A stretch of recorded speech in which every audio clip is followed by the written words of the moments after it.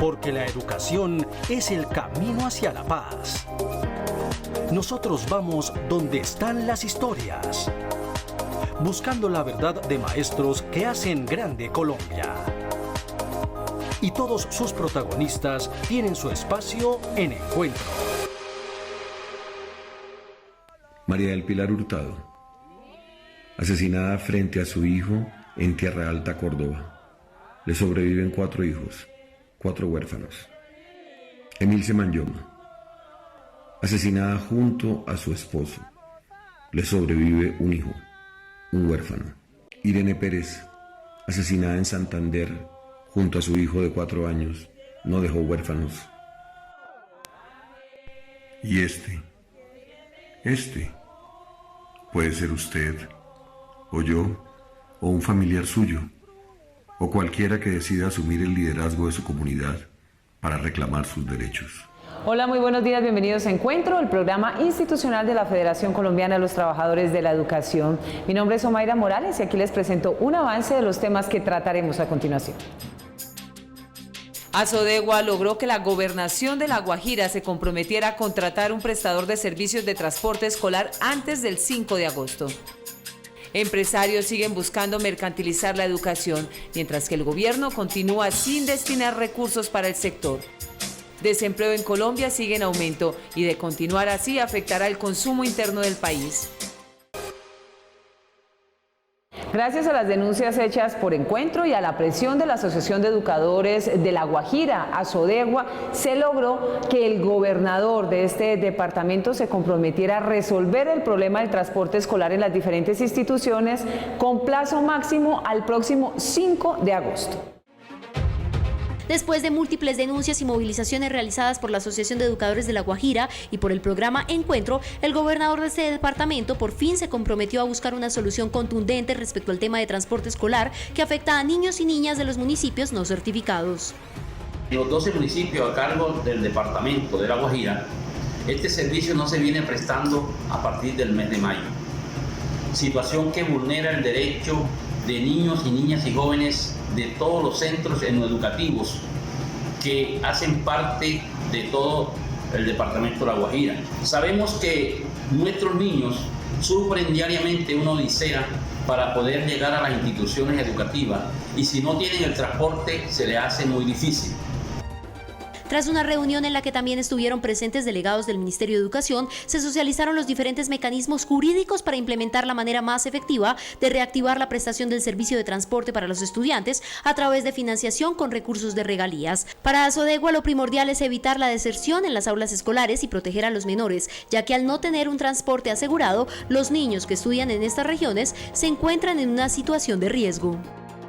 Todo esto para garantizar el servicio de transporte a todos los estudiantes que hoy son más de 7.000 a cargo del departamento. Esta propuesta fue avalada por nuestra organización para poder garantizar el derecho a los niños y niñas y jóvenes de todo el departamento. Si por circunstancias al 5 de agosto estos acuerdos no son cumplidos, pues nuestra organización Azodegua se verá abocada a realizar un cese de actividades a partir del 6 de agosto.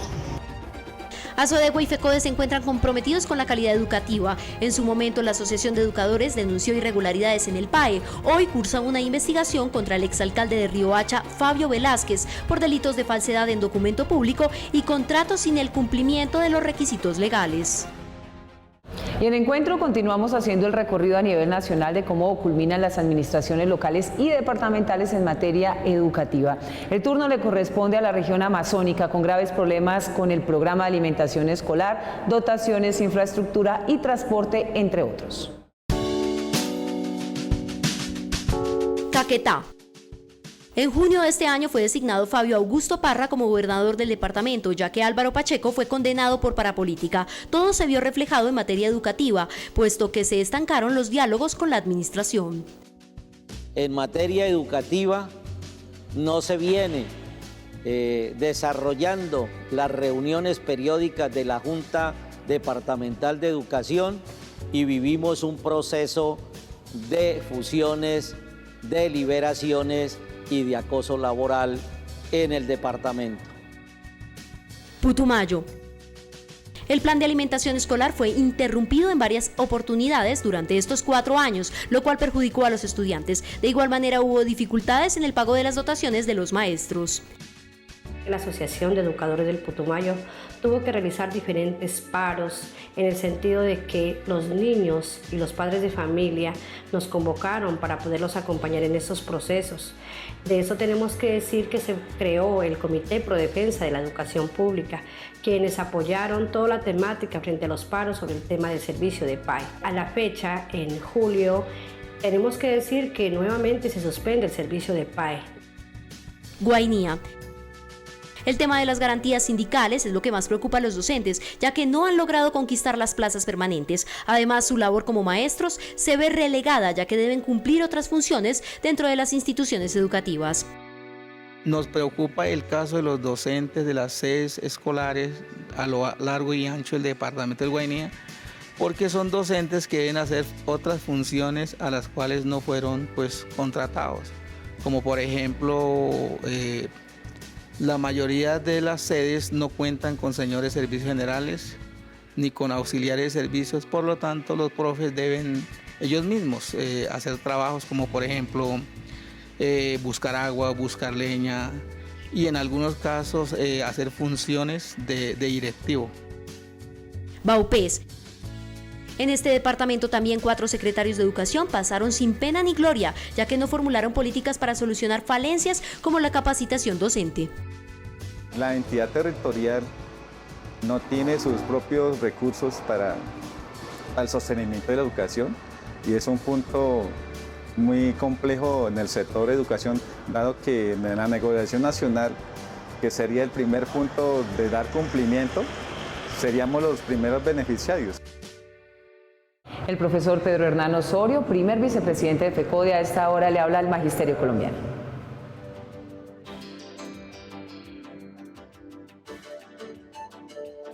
Un cordial saludo al Magisterio Colombiano. Desde la ciudad de Cúcuta y en el marco de la reunión de la región 7 para el tema de salud de los departamentos de Santander, Norte de Santander, Arauca y Cesar, con la presencia del Ministerio de Educación Nacional, de la Fiduprevisora, la Supersalud, la Procuraduría General de la Nación, los sindicatos regionales y FECODE, los compañeros asistentes han tomado la decisión, compañeros directivos de los sindicatos mencionados, de levantarse de la mesa de reunión por la no presencia de los representantes legales del Ministerio de Educación, de la Fiduprevisora y del contratista de salud. En esas circunstancias no aceptan más el incumplimiento, primero, del contrato actual de salud, segundo, de la burla que han sido sometidos en el año que lleva este contrato de salud y que ha sido incumplido reiteradamente. En esta situación le reclamamos al Ministerio de Educación Nacional, 1, exigimos el cumplimiento del contrato de salud digna para el magisterio y sus familias. 2, que por ningún motivo vamos a permitir que se ponga en riesgo el Fondo de Prestaciones Sociales del Magisterio, como ha sido señalado en el informe de la Procuraduría General de la Nación y que se referencia directamente al representante legal de la Fiduprevisora, el doctor Jaime Abril, por el incumplimiento en la liquidación de los contratos de salud en este caso. Y en tercera medida, le hacen un llamado al Comité Ejecutivo de FECODE para que se convoque extraordinariamente a la Junta Nacional y que en esas circunstancias se conmine al Magisterio Colombiano a un paro nacional por la defensa de la salud. Por la salud y la vida del magisterio. ¡Paro nacional!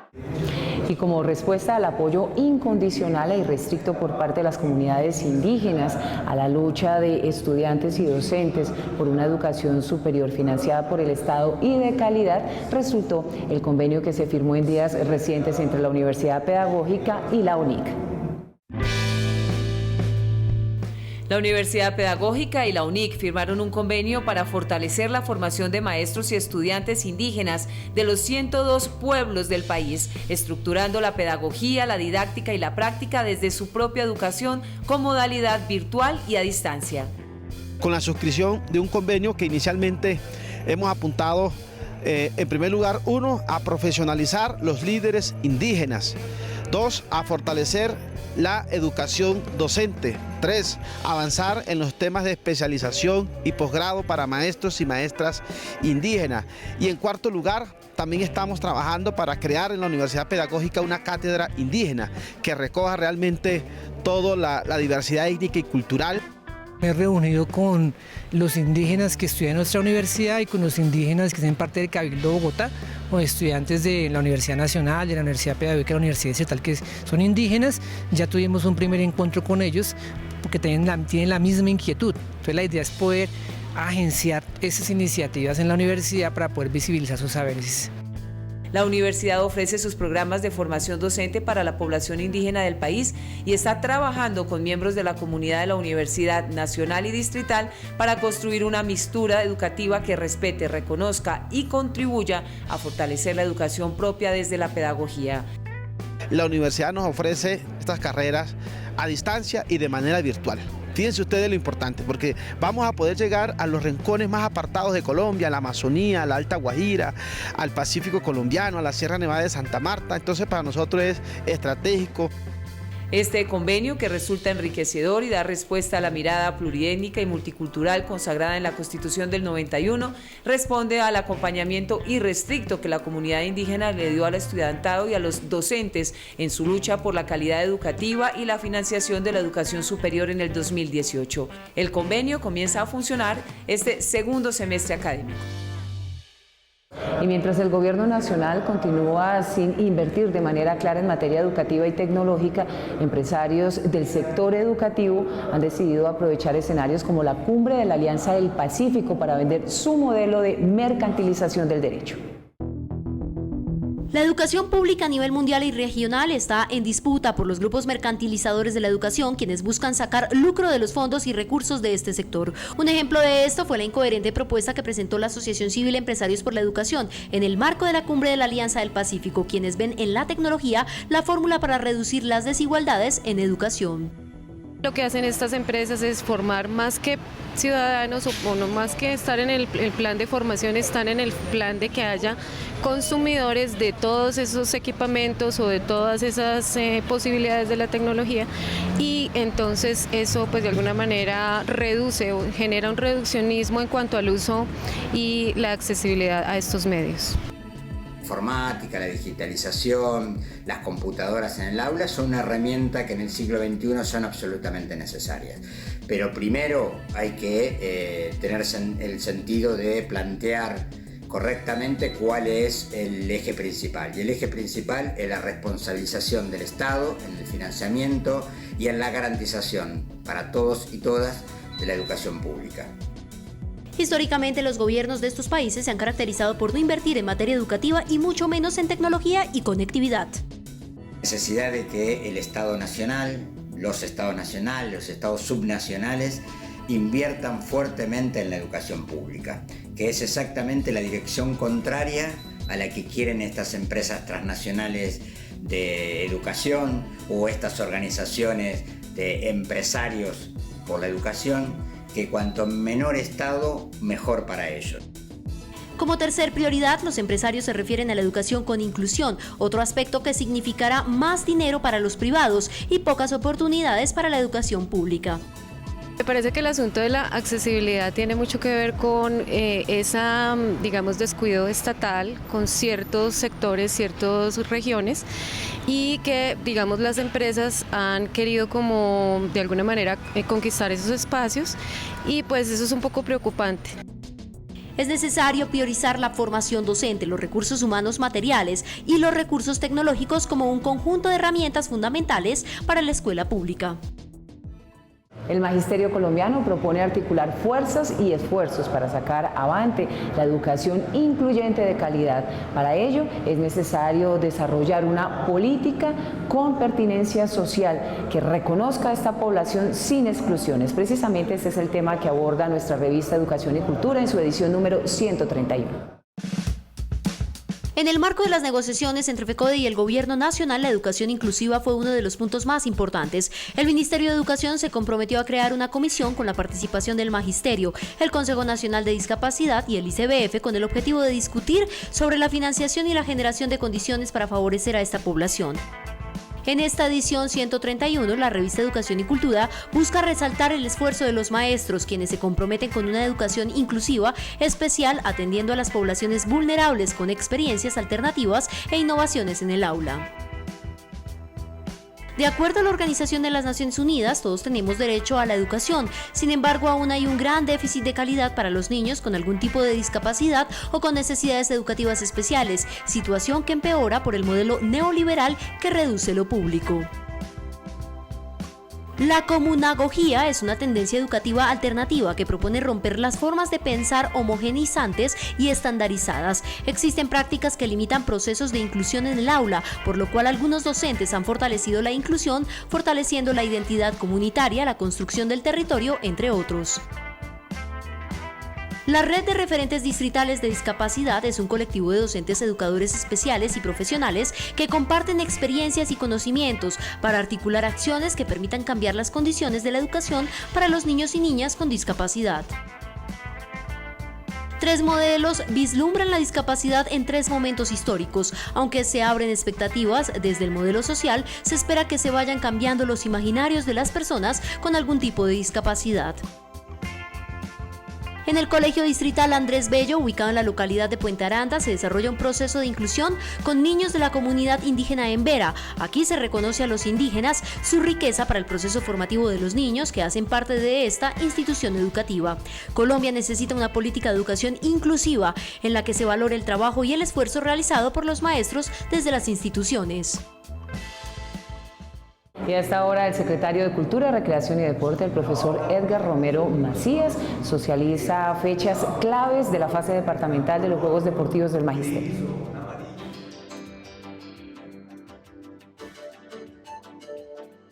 Saludo al Magisterio de Colombia. En nombre del Comité Ejecutivo de FECODE, de la Secretaría de Cultura, Recreación y Deporte, un abrazo fraterno. Continuamos en el país en las reuniones conjuntas con el Gobierno Nacional, entes territoriales, Coldeportes y sindicatos filiales, tratando de que esta fase departamental y municipal en su culminación nos permita el mayor de los éxitos para la fase final. De esta manera, recordarles a todos los compañeros y compañeras que es necesario cumplir con las siguientes fechas. La fase departamental debería estar terminando el 9 de agosto. De igual manera, los informes de los equipos ganadores deben ser entregados el 13 de agosto con el fin de que se puedan realizar los actos administrativos de la Comisión de Servicio y las certificaciones médicas al 30 de agosto, para que en septiembre esté la plataforma nacional inscrita y se pueda desarrollar la fase final del 6 al 10 de octubre de los Juegos Deportivos del Magisterio y del 11 al 14 la actividad cultural.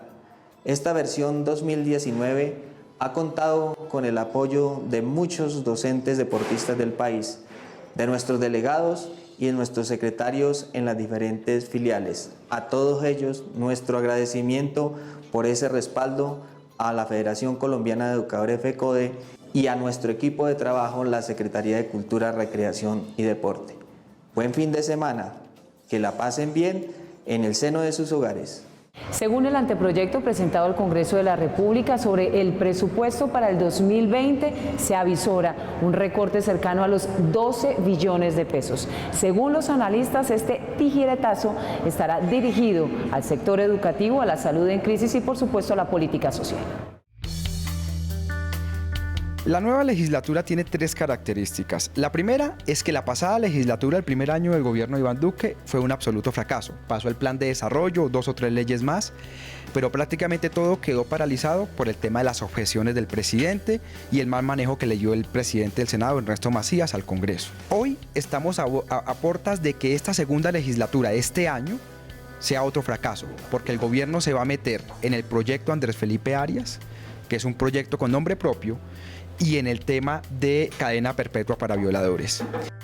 Y las cosas en la práctica no cambiarán mucho porque, como lo dijo la ministra del Interior, los congresistas acompañarán la contienda electoral regional que se avecina, así que estarán ausentes. Y con esto, temas como la reforma a la salud, la justicia, presupuesto y descentralización se aplazarán. Nuevamente el Congreso trabajando para sí mismo, polarizando y patinando en problemas ya superados. Porque el gobierno con su anterior reforma tributaria benefició a todos los ricos y amplió el hueco fiscal de 3.1 a 3.8 y ahora lo tiene que reducir. Tiene dos alternativas: o lo reduce recortando presupuesto, que significa que toca recortar educación, salud, darle a los pobres, o lo reduce con una nueva reforma tributaria que significa aumentar el IVA.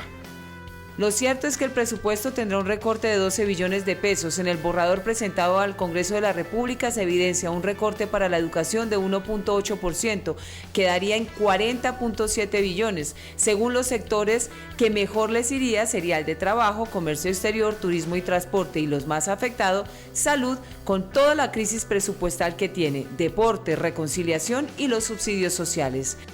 Gobiernos como este, de línea tan conservadora, tienden a sacrificar el sistema educativo, el sistema de salud y todo el tema de subsidios, que fue lo que intentó hacer el ministro Carrasquilla. Creo yo que por ahí va. Según el anteproyecto sobre presupuesto de 258.9 billones de pesos, se reduciría a 247.1 billones y mientras sectores sociales se quedan afectados, el gobierno propone pagar 1.2 billones a Odebrecht y acepta la pérdida de 31 billones por corrupción. El mundo de cabeza, se le recorta la educación y se premia la mala educación. Desde el 2011 en Colombia no se registraban cifras tan altas de desempleo. Sin lugar a dudas, esto es consecuencia de la implementación agresiva de la política neoliberal que beneficia a los empresarios y afecta al sector de los trabajadores. De acuerdo con el informe de coyuntura de la Escuela Nacional Sindical, la tasa de desempleo ha incrementado, pasando de 9,7% a 10,5%, por lo cual ha disminuido la tasa de ocupación de un 57,9% en 2018 a un 56,4% en el 2019. Esto simplemente refleja que la política neoliberal del gobierno ha provocado que se destruyan puestos de trabajo y muchos de los colombianos que se encuentran inactivos simplemente ya se cansaron de buscar un empleo formal, ya que no existen ofertas. Esto no lo puede desconocer nadie, ni ningún economista, ni el presidente Duque, que presuntamente tiene asesorados. El gerente del Banco de la República ya lo dijo desde el mes de abril. Hay estancamiento en la economía del país y esta es una de las pruebas irrefutables frente a eso. Duque definitivamente le habla a otro país. El gobierno continúa desconociendo las oportunidades que se pueden presentar en el sector manufacturero y agropecuario. Bien, hay bastantes multinacionales, cadenas globales de suministro que han entrado a Colombia en el sector minero energético, sobre todo para seguir implementando la economía extractiva. Este sector es el que paradójicamente genera menores puestos de empleo en la formalidad. Lo que ha hecho esta política es que las ganancias se vayan a las casas matrices de donde son estas multinacionales. Mientras no se cambie la política sustancial del libre comercio en Colombia, el país continuará estancado. Además, hay que tener en cuenta que con la llegada de las nuevas aplicaciones móviles, solo se busca eliminar las relaciones laborales. Tenemos tasas de informalidad altísimas. Yo creo que aquí toca repetir una cuestión. Las tasas de informalidad más altas y las tasas de desempleo más altas en América Latina las tiene Colombia, desafortunadamente. Para este año tenemos un 43.6% de personas ocupadas que pertenecen a la informalidad, que pertenecen al cuentapropismo, ¿sí?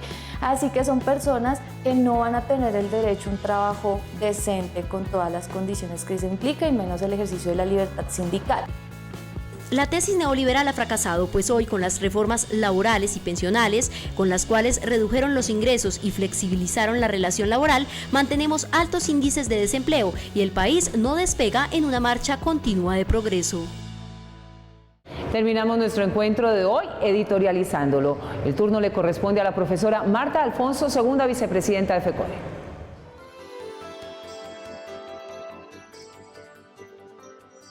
Fraternal saludo, compañeros y compañeras. En medio de la implementación de los acuerdos Ministerio de Educación FECODE, esta semana se instaló la Comisión de Alto Nivel para la Reforma del Sistema General de Participaciones.